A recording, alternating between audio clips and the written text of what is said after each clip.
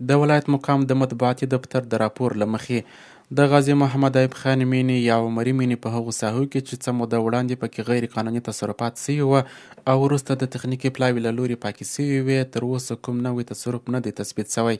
همداراز څرګنده سوه چې د بولان ساحې اړوند ځمکه لا هم د زراعت ریاست له لوري ښاروالۍ ته نه ده سپارل سوې. له همدې امله یې اړوندې چارې ځنډېدلې دي. د راپور پر بنسټ د لښکرګاه ښار د اومې حوزې په سیمه کې هغه ځمکه چې پخوا د برېښنا ریاست د کارکوونکو لپاره د نمرو د ویش په موخه په پام کې نیول سوې وه، د عالي قدر امیرالمؤمنین حفظه الله تعالی د لارښوونې له مخې باید له غاصبینو بیرته واخیستل سي او د زراعت ریاست واک ته وسپارل سي، ترڅو د ځمکو بانک یا زمینی بانک ته انتقال سي.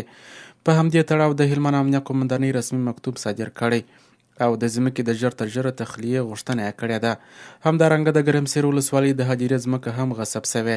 ټاکل سوې چې د هغې د تخلیې او قانوني تنظیم لپاره د امنیه قومندانۍ له لوري لازم اقدامات ترسره سي. د غونډې په پای کې پرېکړه وسوه چې د ګرمسیر ولسوالۍ د هدیرې ځمکه د حج او اوقافو ریاست ته وسپارل سي او د لښکرګاه ښار د اومې حوزې اړوند یاده ځمکه د زراعت ریاست تر واک لاندې راوستل سي، ترڅو د زمینی بانک برخه وګرځي.